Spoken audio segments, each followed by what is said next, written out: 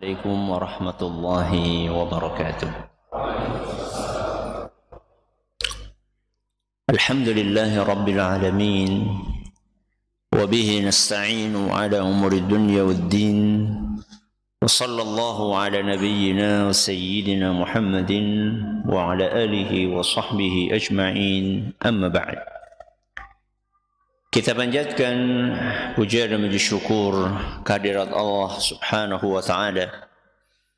Pada kesempatan malam yang berbahagia kali ini, tanggal 3 Sya'ban 1444 Hijriah atau yang bertepatan dengan tanggal 22 Februari 2023, kita masih kembali diberi kekuatan, kesehatan, hidayah serta taufik dari Allah Jalla wa'ala, sehingga kita bisa kembali menghadiri pengajian rutin tafsir Al-Quran di Masjid Agung Darussalam Purbalingga.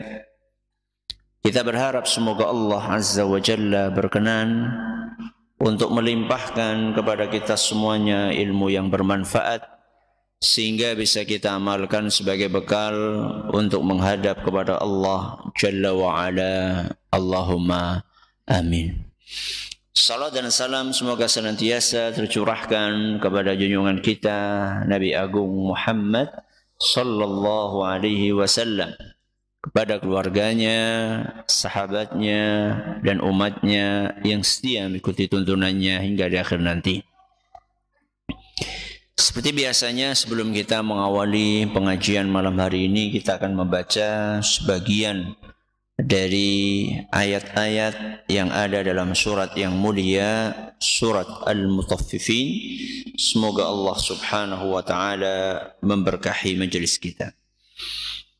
A'udzu billahi minasy syaithanir rajim.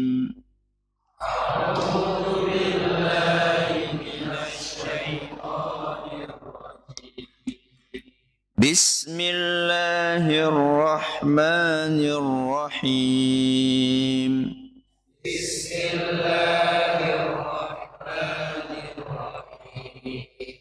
Wailul lil mutaffifin. Alladzina idza iktalu 'alan nasi yastawfun.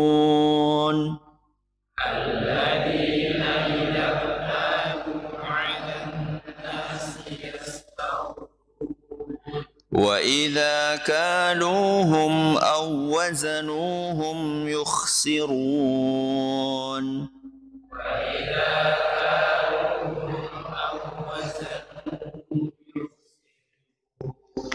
أَلَا يَظُنُّ أُولَئِكَ أَنَّهُمْ مَبْعُوثُونَ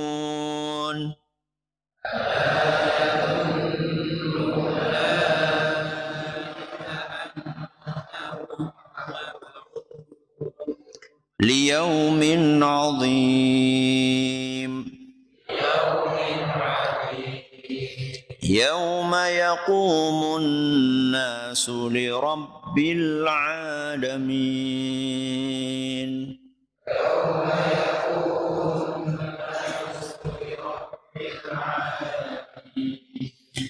Para hadirin dan hadirat sekalian, dan juga segenap pendengar serta pemirsa rahimani wa rahimakumullah. Pada pertemuan yang lalu kita telah memasuki tafsir rinci dari surat Al-Mutaffifin ayat yang keberapa? Ayat yang pertama. Sampai mana kita? Sampai wail. Hari ini kita akan membahas apa? Lil mutaffifin. Wail, masih ingat kemarin apa? Celaka, binasa, rugi, hancur, ya. Pokoknya hal-hal yang mengerikan. Ya. Bagi siapa? Bagi al-mutaffifin. Bagi al-mutaffifin. Kalau kita baca Quran terjemah, maka kita akan temukan Al-mutaffifin adalah orang-orang yang curang. Orang-orang yang curang. Secara bahasa, al-mutaffifin punya akar kata.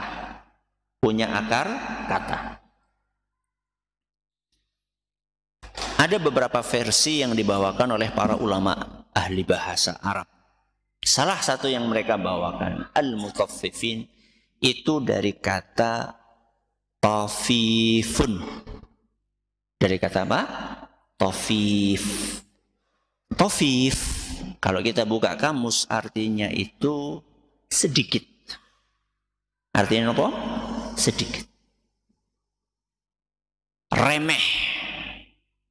Apa? Remeh. Itu arti dari tafif. Kenapa kok orang-orang yang curang itu diistilahkan dengan al-mutaffifin? Karena kebiasaan mereka itu melakukan perbuatan curang dalam bentuk atau nominal yang apa?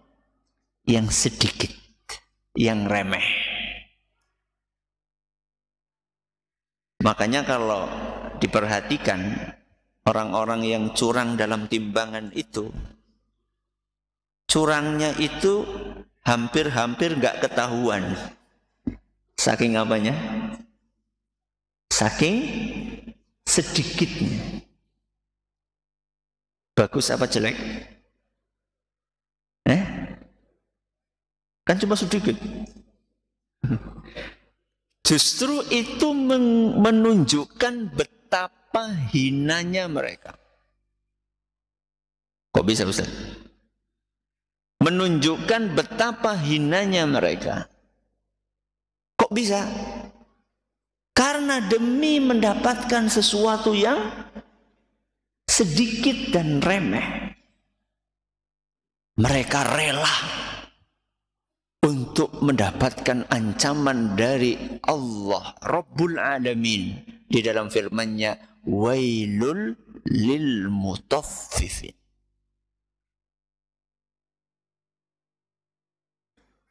Biasanya kalau memainkan timbangan itu sekilo jadi berapa? 9 on. Berarti kan cuma 1 on. Yang kalau dirupiahkan jadi berapa? 500 rupiah mungkin, atau 1000 rupiah. Jenengan punya 1000 rupiah itu buat apa? Mendoan. Kalau jenengan kehilangan uang 1000 rupiah, bikin pengumuman? Dah. Karena remeh. Bayangkan, demi mendapatkan 1000 rupiah dengan cara yang curang, dia masuk dalam kategori al-mutaffifin yang terancam dengan wail. Yang itu bukan hanya di dunia, tapi juga di akhirat. Begitulah salah satu cara Allah untuk menumbuhkan perasaan jijik, perasaan benci kita kepada perbuatan curang. Jadi kita ini oleh Allah Subhanahu wa ta'ala saat lahir ke muka bumi, kita ini dibekali yang namanya nopo? Setiap bayi yang lahir dikasih nopo? Fitrah. Kullu mauludin yuladu alal fitrah. Setiap bayi itu lahir dalam keadaan membawa nopo? Fitrah. Salah satu penafsiran fitrah itu adalah kecenderungan hati untuk menyukai yang baik-baik, membenci yang buruk-buruk. Curang itu baik atau buruk? Buruk. Aslinya manusia itu nggak menyukai kecurangan. Tapi gara-gara saking seringnya curang, akhirnya kecurangan itu dianggap menjadi sesuatu yang lumrah. Loh, anak orang kayak gue ya untung. Kalau nggak kayak gitu ya nggak untung lah. Gimana kita akan beruntung kalau nggak seperti itu? Sesuatu yang buruk dibikin menjadi sesuatu yang biasa karena saking seringnya melakukan. Maka Allah Azza wa Jalla menurunkan surat Al-Mutaffifin untuk mengembalikan manusia kepada apa? Kenapa mau? Fitrahnya. Membenci keburukan, kejahatan, kecurangan. Maka digambarkan oleh Allah Azza wa Jalla dengan kalimat Al-Mutaffifin. Orang-orang yang mencari keuntungan yang remeh. Dengan perbuatan yang membuat dia terancam dengan wail, kehancuran, kerugian, kebinasaan. Di mana? Di dunia dan di akhirat. Oke. Wailun lil mutaffifin. Tadi akar katanya. Al-mutaffifin. Yang pernah belajar bahasa Arab. Ini redaksinya jamak atau tunggal. Jamak siapa? Plural. Ngertos plural? Satu tunggal, dua ya loro, telu jamak. Jamak itu lebih dari berapa? Dua. Itu namanya jamak. Al-mutaffifin itu adalah redaksi kata jamak. Makanya jangan perhatikan terjemahannya apa? Celakalah orang-orang yang curang. Bukan celakalah orang yang curang. Kalau orang berarti minten satu. Kalau orang-orang berarti banyak. Apa pesan yang ingin disampaikan? Pesan yang ingin disampaikan dari penggunaan redaksi jamak atau plural ini adalah bahwa orang yang curang itu akeh apa sedikit? Hah? Orang yang curang itu banyak. Makanya pakai redaksi nopo? Jamak.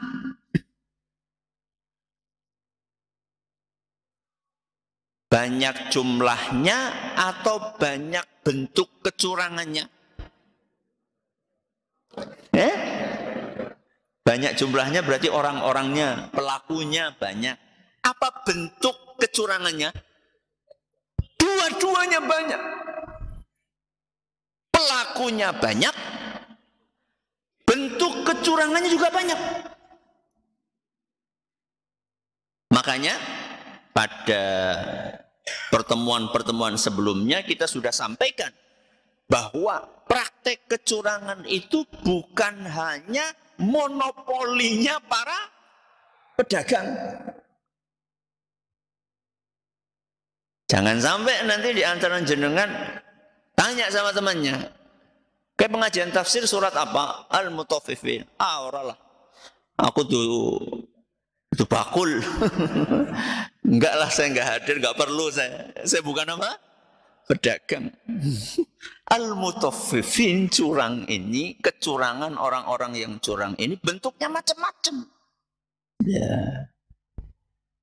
Sehingga para ulama tafsir, ya, seperti Al-Imam Bakar Ibnul Ala, kemudian juga ulama hadis seperti Imam Ibnu Abdul Bar, Imam Ibnu Atiyah, Imam Ibnul Arabi, para ulama-ulama kita mereka menyampaikan bahwa larangan berbuat curang dalam ayat ini bukan hanya untuk para pedagang. Segala bentuk kecurangan dalam interaksi dengan orang lain. Bahkan nanti kita akan bawakan dengan Allah sekalipun. Itu haram hukumnya. Segala bentuk interaksi dengan orang lain yang mengandung unsur kecurangan. Itu hukumnya apa? Haram. Nah, yang namanya interaksi dengan orang lain, muamalah dengan orang lain, apa ya cuma dagang? Enggak. Kita berinteraksi itu ada interaksi bisnis, dagang. Ada interaksi sosial. Nopo interaksi sosial?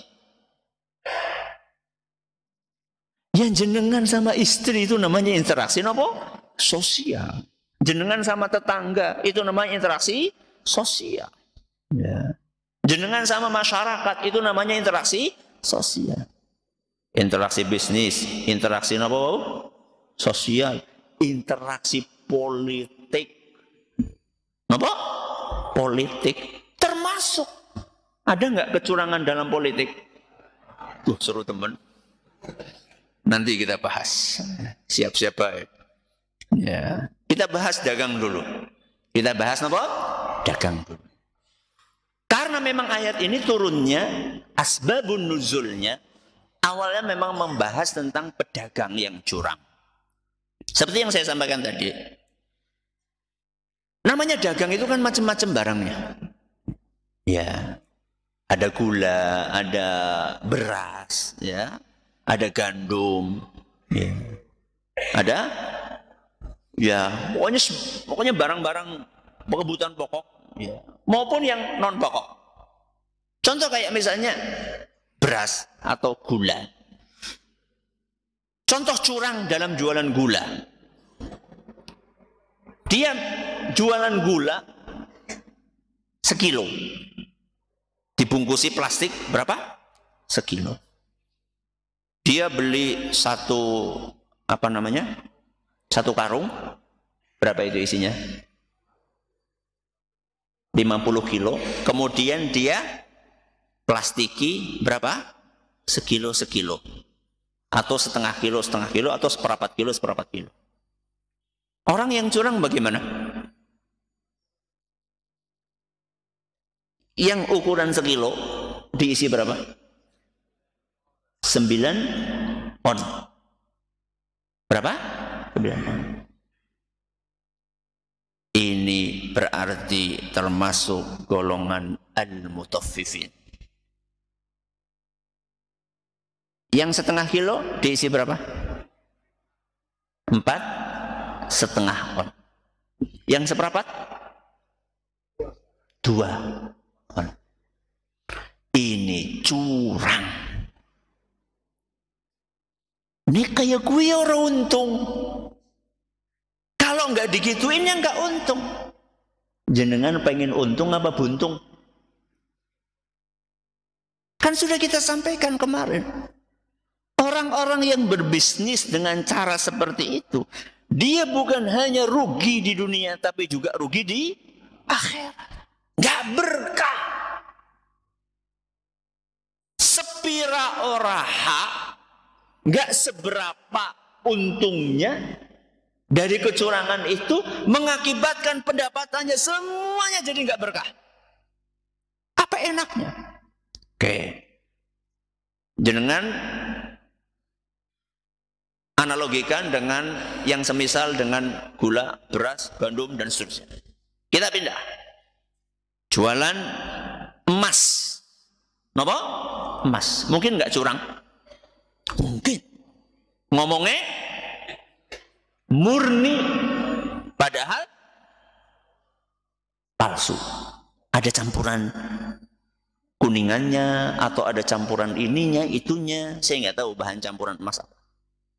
Ngomongnya emas tua, padahal emas muda. Ya.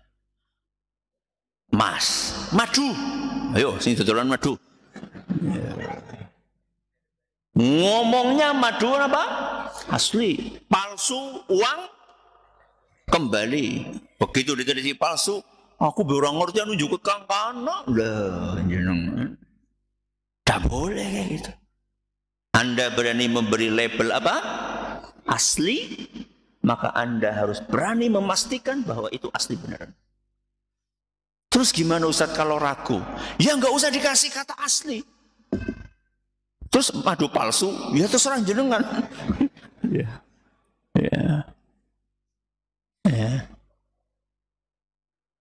Madu, kain. Napa? Kain. Ya, orang jualan kain segeluntung. Ya, ngomongnya berapa? 10 meter. Padahal 9,5 meter. Kenapa dia lakukan itu? Karena dia tahu pembeli tidak mungkin ukur. Ya. Taunya masih dibungkus plastik, masih utuh, padahal sudah dikurang. Contoh curang. Jadi dalam dunia dagang itu banyak sekali yang namanya contoh kecurangan. Kacamata KW, ngomongnya asli. Ya, kan banyak sekarang merek-merek yang sebenarnya bukan merek asli. Sepatu KW. Ya, labelnya jelas-jelas merek terkenal, tapi sebenarnya KW. Itu termasuk curang. Kapok nyong ngaji ge. Itu urusan jenengan. Urusan saya menyampaikan ajaran Allah Azza wa Jalla.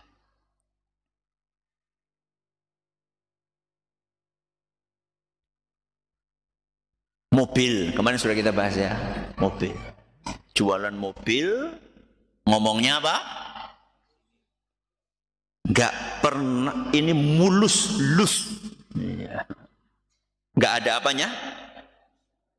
Enggak ada dempulannya. Padahal nembe tabrakan. Terus masuk ketok, magic, ya, dicet ulang. Ya. Memang orang yang enggak ngerti tertipu.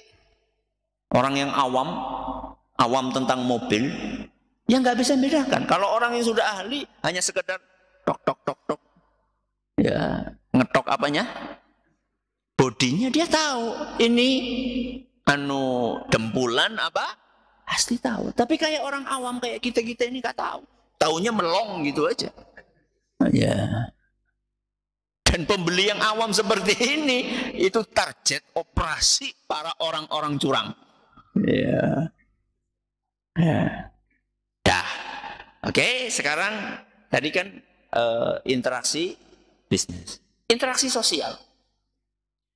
Interaksi sosial, segala bentuk interaksi sosial.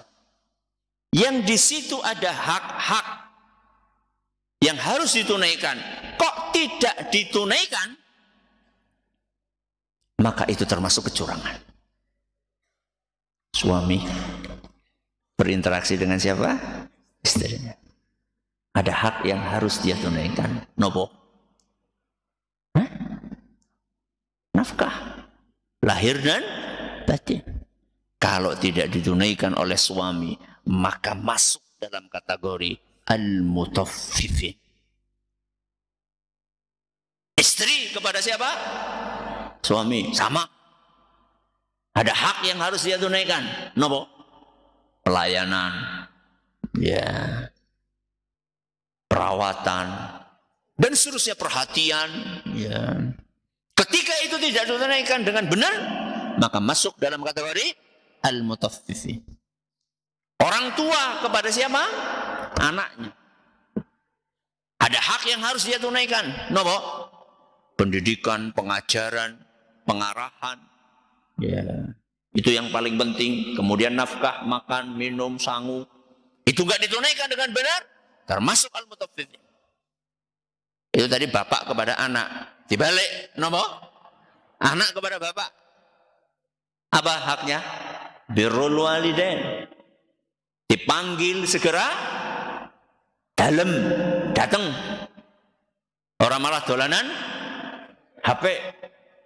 Ketika dipanggil nggak segera datang, bahkan pura-pura nggak dengar, itu bisa masuk kategori al-mutaffifin. Akeh yo, akeh. Ini kita baru ngomongin sosial, belum ngomongin apa? Politik. Gimana Ustaz itu politik yang curang? Ketika kampanye, janjinya setinggi langit. Begitu jadi semuanya kosong dari realisasi. Itu curang. Itu termasuk apa? Kecurangan. Bahkan kecurangan yang seperti ini bisa lebih parah daripada kecurangannya pedagang. Kenapa? Curang dalam politik bisa lebih parah daripada curang dalam berdagang. Kenapa? Karena korbannya lebih banyak. Saya katakan seperti ini bukan berarti yang pedagang tidak apa-apa loh ya. Enggak. Tapi saya hanya pengen membuat perbandingan saja. Bahwa curang dalam dunia politik itu lebih serem. Kenapa Ustadz? Karena korbannya satu kabupaten, satu provinsi, satu negara. Berat banget itu. Rasulullah Sallallahu Alaihi Wasallam dalam sebuah hadis yang diriwayatkan oleh Imam Muslim, beliau bersabda, "Man iqtata'a haqqa mri'in muslimin biyaminihi." Barang siapa bersumpah, dengar, barang siapa bersumpah demi mengambil hak saudaranya sesama muslim. Sumpahnya sumpah palsu. Supaya dapat apa? Ngambil milik orang lain sesama muslim. Faqad aujaballahu lahun nar wa harrama alaihil jannah. Maka Allah subhanahu wa ta'ala mewajibkan orang ini masuk neraka dan mengharamkan orang ini masuk surga. Siapa yang mewajibkan, siapa yang mengharamkan? Allah, bukan saya. Kenapa saya kasih penekanan seperti ini? Karena ada sebagian orang begitu disampaikan seperti ini, dalil seperti ini, kayak sing duwe surga neraka kae. Loh, saya itu nggak mengatakan, saya hanya menukil perkataan Rasul SAW. Rasulullah SAW menyampaikan ini berdasarkan perintah dari sinten? Allah. Bukan saya yang mengharamkan dia masuk surga. Bukan saya yang mengatakan wajib masuk neraka. Bukan. Allah subhanahu wa ta'ala mengatakan seperti itu. Berdasarkan penuturan Rasulullah sallallahu alaihi wasallam. Pejabat itu ketika mau menjabat disumpah enggak? Disumpah. Demi Allah. Kalau orang Islam, saya bersumpah akan menjalankan jabatan ini dengan sebaik-baiknya. Tidak A, B, C, D dan seterusnya. Sumpah. Tapi begitu disumpah berbuat curang kepada rakyatnya. Hak-hak mereka tidak dipenuhi.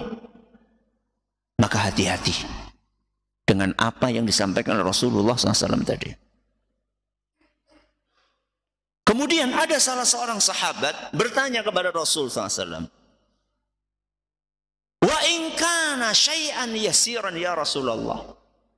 Wahai Rasul, kalau saya ini sumpah palsu untuk mengambil hak saudara saya sesama muslim, tapi sedikit. Yang saya ambil berapa? Sedikit. Apa yo tetap haram masuk surga, wajib masuk neraka wahai Rasul? Itu pertanyaan siapa? Sahabat. Apa jawaban dari Nabi SAW? Wa in kana qadiban min arak. Walaupun yang kalian ambil dari saudara kalian itu hanya satu ranting pohon siwak.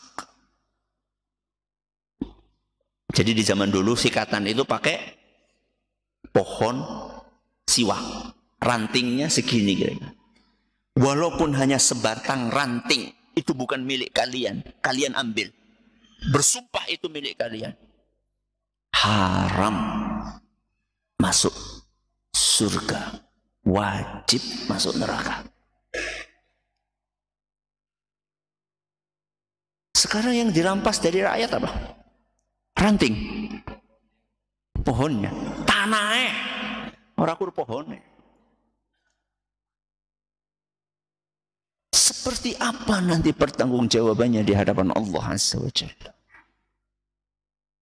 Sudah. Oke, ini bahas curang dalam interaksi dengan sesama.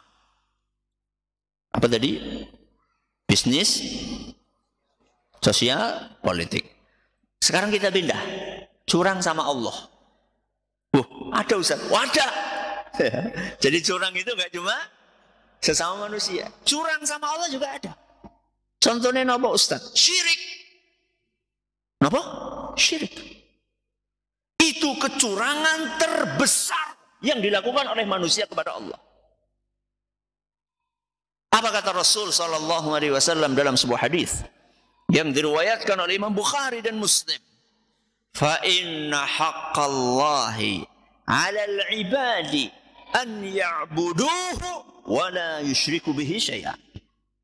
Haknya Allah atas para hambanya adalah mereka beribadah hanya kepada Allah dan tidak melakukan kesyirikan. Haknya sinten? Allah. Kalau haknya manusia harus ditunaikan, apalagi haknya Allah. Contoh yang lain Ustaz, curang dalam haknya Allah, tidak tumakninah ketika sholat. Kenapa? Tidak tumakninah ketika sholat. Itu termasuk perbuatan curang. Kata Rasul sallallahu alaihi wasallam dalam sebuah hadis yang diriwayatkan oleh Imam Ahmad, dan hadis ini nyatakan sahih oleh Imam Ibnu Khuzaimah, Imam Al-Hakim dan juga Syekh Al-Albani, aswa'un nasi sariqatan alladhi yasriqu min salatihi. Pencuri yang paling jahat adalah orang yang mencuri salatnya. Nyuri apa? Salat. Maka para sahabat bertanya, ya Rasulullah, nyuri salat itu maksudnya apa? La yutimmu ruku'aha wa la sujudaha. Orang yang nyuri salat itu orang yang ruku dan sujudnya tidak sempurna. Ya tadi itu, boten apa? Tumakninah. Tumakninah itu beripun Ustaz. Tumakninah itu kalau jenengan ruku, mak grek ruku gue sing anteng. Cukup untuk membaca Subhana Rabbiyal Azimi atau Subhana Rabbiyal Azimi wa bihamdi 1 kali minimal. Itu terkategori tumakninah minimalis. Syukur-syukur berapa kali? 3 kali. Ya. Jadi nek nembe tuing langsung menyat. Malah urung nganti lurus bisa apa? Menyat. Itu curang. Biasanya niki trawean. Biasanya nopo? Trawean. Anu banteran. Pokoknya malam pertama dimatakan masjid sing paling banter, ngesuk rame. Masjid sing suwe ngesuk sepi. Bayangkan, ada sholat 23 rakaat, cuma berapa menit? 7 menit sholat kepriwe. Curang itu. Maling sholat. Nopo? Maling sholat. Serem. Ada seorang sahabat Nabi SAW, namanya Hudzaifah. Ngelihat orang sholatnya kayak gitu. Lihat orang sholatnya kayak gitu. Ditanya sama Hudzaifah, kamu sholat kayak gini sudah berapa tahun? 40 tahun. Berapa? 40 tahun. Kata Hudzaifah, selama 40 tahun kamu belum sholat. Belum sholat. Na'udzubillah min dzalik. Maka hati-hati. Masih banyak sebenarnya yang lain. Tapi kita cukupkan sampai di sini. Mudah-mudahan apa yang kita pelajari bermanfaat bagi kita semuanya. Terima kasih atas perhatiannya. Menurut segala kurangannya kita akhiri dengan doa kafaratul majelis. Subhanakallahumma wa bihamdika asyhadu an la ilaha illa anta astaghfiruka wa atubu ilaik. Assalamualaikum warahmatullahi wabarakatuh.